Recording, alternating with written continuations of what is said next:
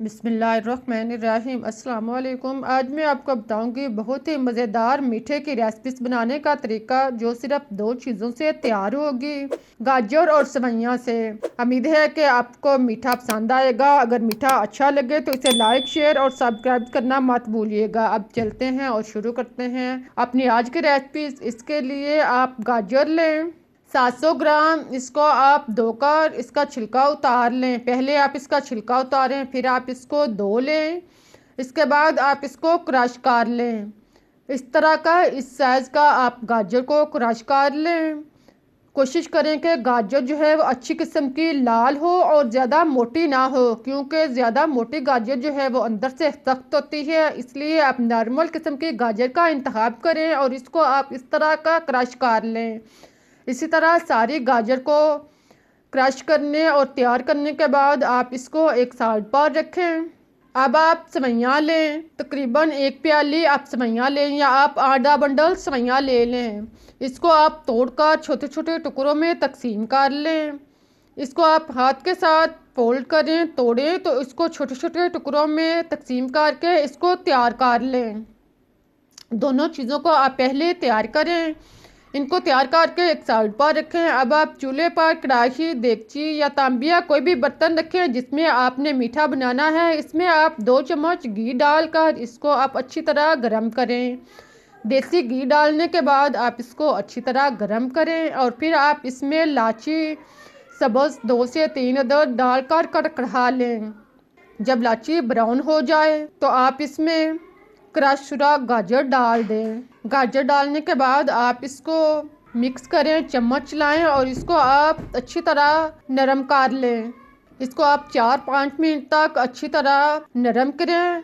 आप देखेंगे कि जैसे जैसे आप गाजर को नरम कर रहे हैं, इसका पानी खुश्क होता जाएगा और गाजर जो है वो अपनी मिकदार से आधी रह जाएगी। पहले आप इसको इसी तरह नरम करें, इसका ढक्कन बंद कर दें और चूल्हा स्लो कर दें ताकि अच्छी तरह नरम हो जाए। आप देखें कि गाजर जो है वो चटनी की शक्ल अख्तियार कर चुकी है, हलवे की तरह बन चुकी है। जब गाजर इस तरह से 60 से 70% नरम हो जाए तो आप इसमें दूध शामिल कर दें। दूध फुल क्रीम मिल्क आप कोई भी ले सकते हैं, डिब्बे का, या आप खुला दूध इस्तेमाल कर सकते हैं। दूध डालने के बाद आप इसको चम्मच चलाएं और मिक्स करें। 2 से 3 लीटर आप इसमें दूध डाल लें और इसी बर्तन में आप थोड़ा सा पानी डालकर इसको साफ करके दोबारा इसमें डाल लें।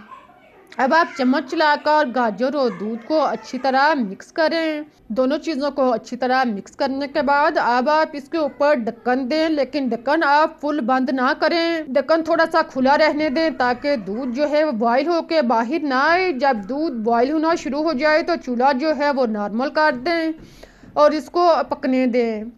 आप चम्मच चलाएं और दूध के ऊपर जो गाजर की बिलाई है, दूध की बिलाई है, इसको आप इसके अंदर मिक्स करें और गाजर को आप 50% पकने दें। जब गाजर आधी तैयार हो जाए, नरम हो जाए, तो आप इसमें सेवइयां शामिल कर दें। सेवइयां डालने के बाद आप चम्मच चलाकर इसको अच्छी तरह गाजर में मिक्स करें। दोनों चीज़ों को आप दूध में अच्छी तरह मिक्स करें और फिर आप इसका ढक्कन बंद करें, लेकिन ढक्कन पहले की तरह थोड़ा सा खुला रहने दें और इसको आप नॉर्मल आंच पर, बल्कि लो आंच पर, हाई लो आंच पर अच्छी तरह पकने दें। अब आप इसको इतनी देर तक पकाएं कि ये गहरी हो जाए। आप देखें कि गाजर जो है, खीर जो है वो 60 से 70% तैयार हो चुकी है। अब आप इसमें चीनी डाल लें। चीनी आप आधी प्याली शामिल करें। आधा कप चीनी डालकर आप इसको मिक्स करें और इसका पानी खुश्क होने दें। साथ में आप गरी, किशमिश और बादाम कटे शामिल कर लें। इनको आप इसके साथ पकाएं। इसको आप अच्छी तरह मिक्स करें और इसके अंदर आप इसको पकने दें।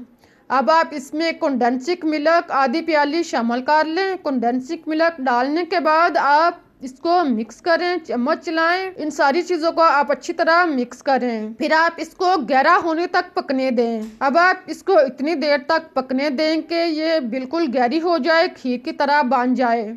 आप देखें कि अब ये बिल्कुल गहरी हो चुकी है, खीर की तरह बन चुकी है। चम्मच चलाएं। इसको आप साइडों से जमी हुई बलाई को, दूध को अलग कर लें। इसको आप अच्छी तरह मिक्स करें। अब आप चूल्हा जो है वो स्लो कर दें। देखें कि खीर जो है वो तैयार हो चुकी है। खीर गहरी हो जाए तो आप इसे उतार लें। जब बुलबुले से बनने शुरू हो जाए तो आप समझ लें कि खीर जो है वो तैयार हो चुकी है। बुलबुले बनने के बाद आप इसे 2-3 मिनट तक पकाएं और फिर आप चूल्हा बंद कर दें।